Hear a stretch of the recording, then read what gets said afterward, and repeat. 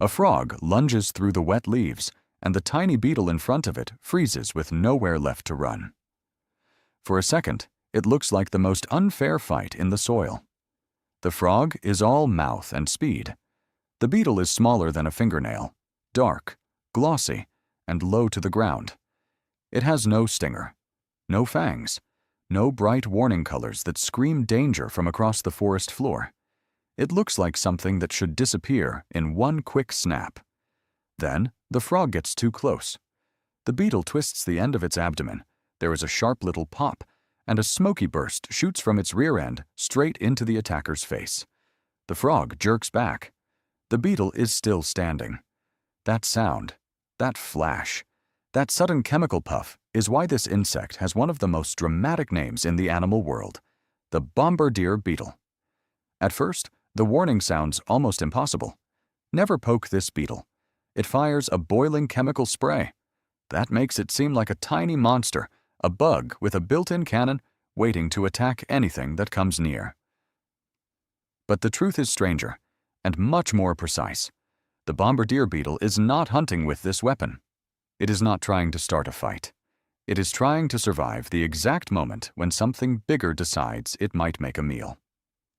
A curious finger presses down near it. A spider corners it. Ants swarm around its legs. A bird's beak closes in. A frog flicks out its tongue. At that range, running may not be enough. Armor may not be enough. Bad taste may not be enough. So the beetle turns chemistry into a last-second escape. The everyday assumption is easy to understand. A beetle this small seems harmless, slow, crunchy, simple. If it crawls under a leaf or across a path, it feels like one of the safer animals to prod or pick up. That assumption is wrong. Bombardier beetles, a group of ground beetles in the family Carabidae, carry a defensive system that can blast hot, irritating chemicals with surprising force and accuracy. The spray contains compounds called benzoquinones, and to a predator's eyes, mouthparts, antennae, or soft tissues. That blast is a serious reason to let go. It is not magic, and it is not a cartoon explosion. It is anatomy, pressure, timing, and chemical control packed into an animal that can hide under a pebble. The most important part is this: the beetle does not walk around with one finished boiling liquid inside its body. That would be dangerous even for the beetle. Instead, it stores unstable ingredients separately, like a tiny living laboratory keeping the wrong chemicals apart until the exact moment they are needed. Only when the beetle is attacked are those ingredients moved into a reaction chamber, where enzymes trigger a rapid chemical reaction. Heat is released. Gas and pressure build. Irritating chemicals form. Then the beetle vents the result through openings near the tip of its abdomen. The pop is not just noise, it is the sound of a controlled discharge. The hot spray can reach around the boiling point of water near the reaction chamber, though it cools quickly once it leaves the body. At beetle scale, that is still enough to be shocking. Enough to make a frog spit. Enough to make ants break formation. Enough to make a predator hesitate at the one moment the beetle needs to escape. And that is the real danger. Not that this insect is large. Not that it is aggressive. Not that it can chase anything down from a distance. The danger is that the bombardier beetle is underestimated until contact has already happened. By the time a predator realizes this small beetle is not helpless, the hidden system has already activated. The abdomen has aimed. The chamber has fired. The chemical jet has hit something sensitive. A tiny animal that seemed defenseless has just answered teeth, tongues, claws, and fingers with a scalding burst of chemistry. To understand why the beetle does not destroy itself in the process, the weapon has to be slowed down and opened up piece by piece. The blast is only the visible ending. The real story begins inside the beetle, with separated chemicals, reinforced chambers, pulsing pressure, and a body built to survive its own reaction. The beetle fires again in tiny bursts, and each pop turns a predator's confidence into confusion. What looks like one little explosion is actually a rapid defensive discharge from the tip of the abdomen. In many bombardier beetles, especially groups such as Brachynenae, the spray carries irritating benzoquinones, hot vapor, and enough pressure to make the attacker release its grip. Close to the reaction chamber, the temperature can reach around 100 degrees Celsius. It does not stay that hot for long after it leaves the beetle, but at the instant of contact, against a frog's mouth, an ant's antennae, or the soft parts of a spider, it is a violent surprise. The sound is not a bomb going off in the open air. It comes from rapid pulsed ejections inside the beetle's system, a stuttering chemical release so fast it becomes a sharp, audible pop.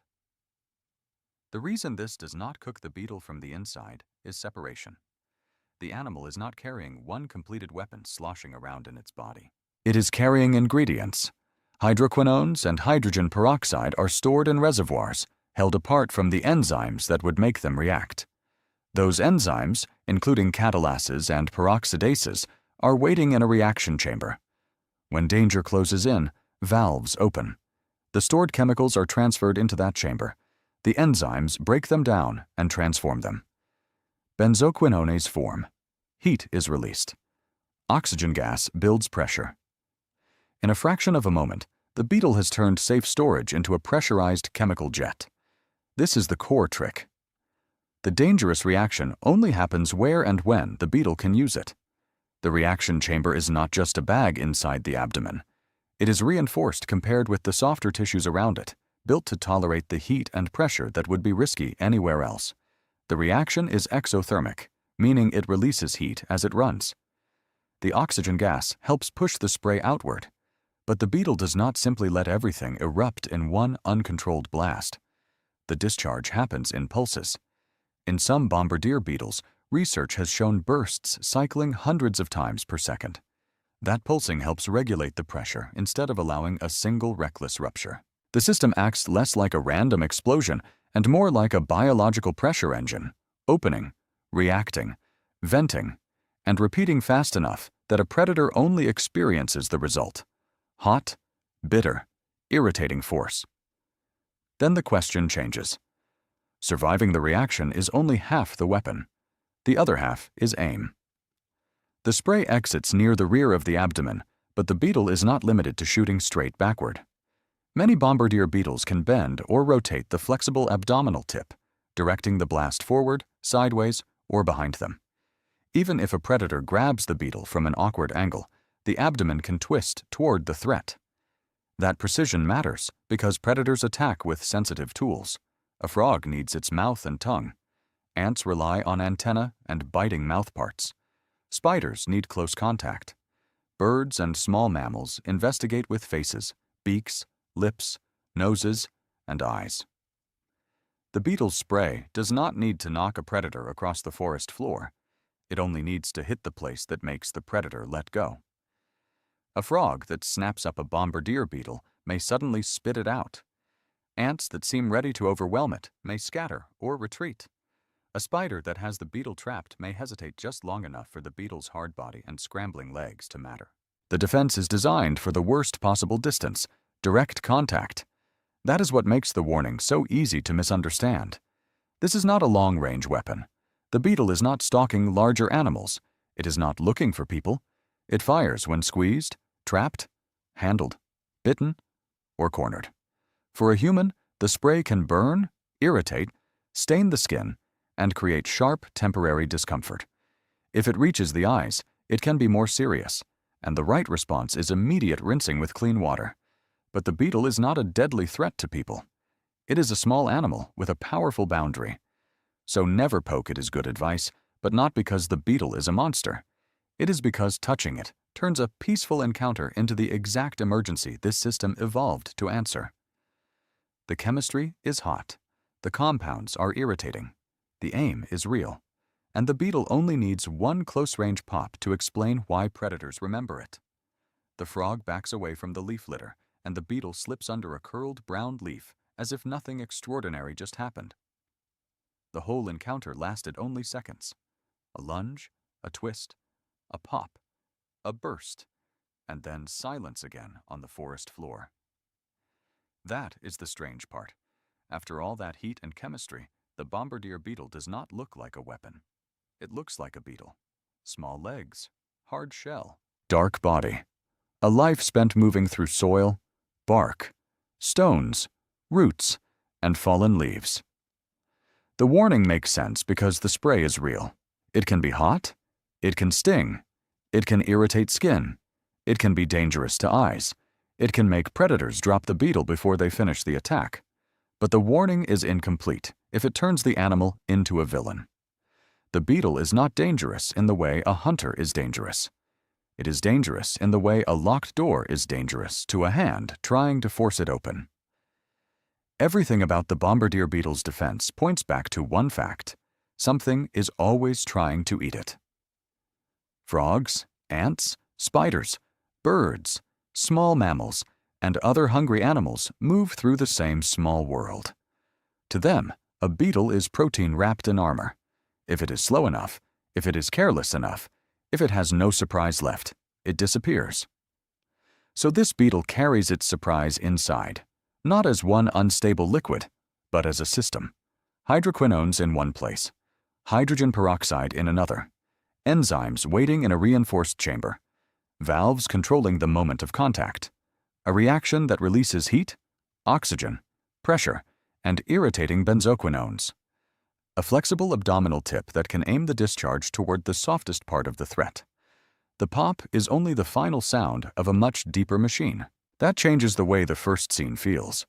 The frog did not meet a tiny aggressor. It met an animal that had run out of safer options. The spray was not the beginning of a fight. It was the emergency exit. A curious finger lowering toward the beetle creates the same problem on a different scale. To a person, it may feel like harmless investigation. To the beetle, it is shadow, pressure, heat, and contact. From something enormous, it cannot explain itself. It cannot bluff. It cannot tell the difference between curiosity and hunger. It only has the system its body has been built to use. That is why the best response is simple. Do not poke it, not because it will chase anyone, not because it is waiting to attack, not because the ground is hiding a tiny monster with a cannon. Leave it alone because the beetle has a defense that works only when the situation has already become too close. The garden, the path, and the wet leaves are full of animals like this, carrying solutions that stay invisible until danger presses against them. Some wear armor, some taste terrible. Some mimic leaves, thorns, bark, or worse animals. Some vanish before they are seen, and some, like the bombardier beetle, turn chemistry into a precisely aimed warning shot. Small animals do not survive by being simple. They survive by being specialized. The bombardier beetle is easy to underestimate because its most impressive trait is hidden. It does not announce itself from a distance. It does not need to. Its defense is built for the instant when being underestimated becomes deadly. In that instant, separate chemicals meet. The chamber heats. Gas expands. Pressure rises. The abdomen bends. The spray fires. The predator recoils. Then the beetle runs. Back under the leaf. Back into the soil. Back into the ordinary world where it seems harmless again. And maybe that is the point. The pop is not a threat to everything around it. It is a boundary. A tiny, scalding reminder that even the smallest life has limits, and some limits are protected by chemistry sharp enough to remember. So if one crosses a path or pauses under a stone, let it pass. The beetle has no interest in proving what it can do. It has already earned the right to be left alone.